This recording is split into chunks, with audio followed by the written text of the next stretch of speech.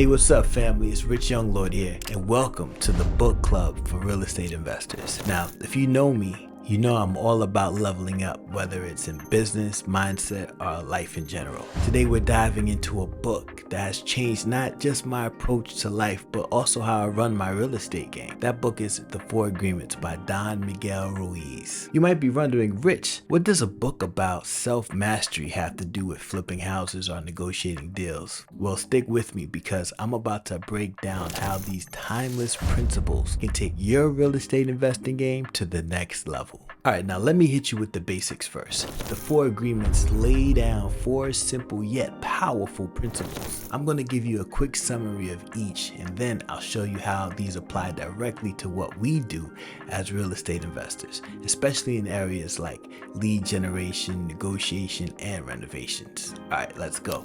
Number 1, be impeccable with your word. This is all about integrity. Your word is your bond. What you say, you do. In real estate, especially when we're out here generating leads and negotiating deals, this is key. Number 2, don't take anything personally. As investors, rejection is a part of the game. Whether it's a tough negotiation or a cold call gone wrong, if you take things personally, you'll lose focus. This agreement is a reminder to stay cool and keep moving towards your goal. Number 3, don't make assumptions. Look, we all been there before, okay? Thinking the deal is golden without digging deeper, only to get hit with some expensive surprises. In real estate, assuming can cost you big. And finally, the last one is always do your best. No matter the situation, whether you're flipping your first house or your 100th house, this agreement reminds us to give it your all. It's about excellence and consistency and staying disciplined. Alright, now let's take these 4 agreements and apply them directly to our real estate investing world. I'm talking lead generation, teamwork, renovations, and selling these properties. I promise you, if you follow these principles, you'll see better results, build stronger relationships, and ultimately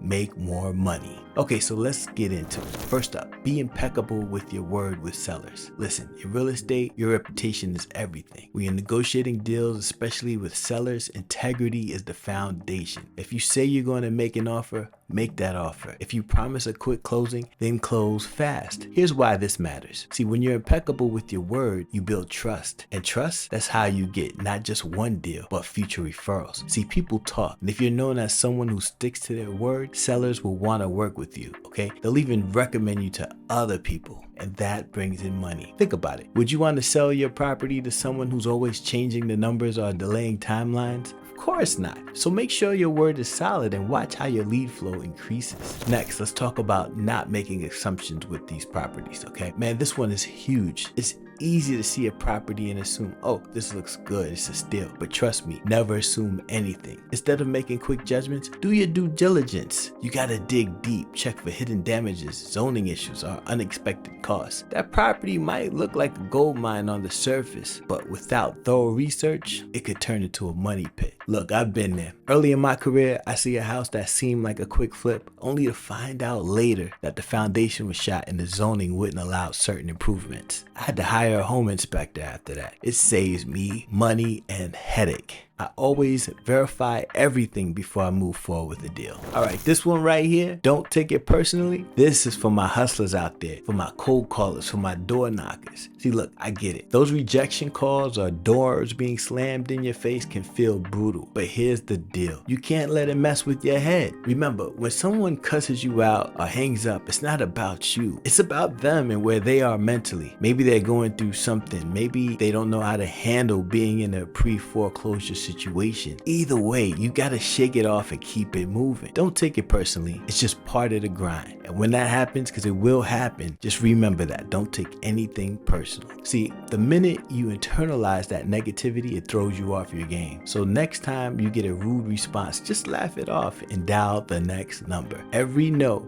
is one step closer to a yes, and yes is where you make money. Now let's talk about renovations. Always do your best. Whether you have a big budget or you're just trying to make it work with a tight one, always give it your all. Okay, so you got to plan, you got to make sure everything looks good, you get the best quality you can with the budget you have. See, when you cut corners, it shows. Buyers will notice, inspectors will catch it, and your reputation will take a hit. But when you put in your best effort, even in challenging situations, people respect that. And guess what? That reputation for quality leads to referrals, better contractor relationships, and faster sales down the road. In one of my first flips, I tried to save a few bucks by skipping on the kitchen renovation. You know what happened? The buyers saw right through it. I ended up having to fix some stuff anyway. And that happened because I did not put my best foot forward. Lesson learned. You don't gotta tell me twice. Now I always give it 110%. I plan and make sure everything is to the T. So here's a bonus tip, okay? Let's revisit Don't Take Anything Personally. But this time, let's talk about when we're selling the property, okay?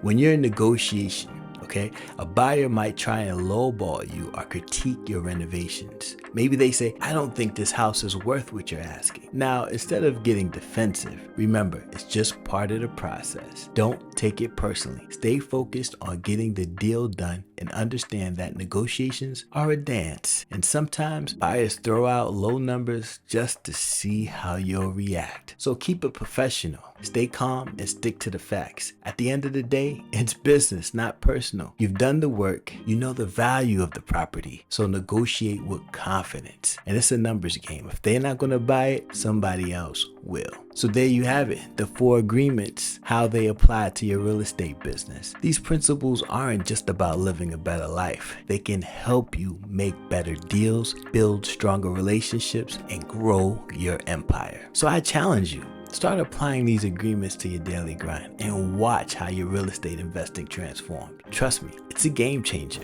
If you found this valuable, hit the like button, subscribe, and drop a comment below with how you plan to apply these principles in your business. Let's keep the conversation going.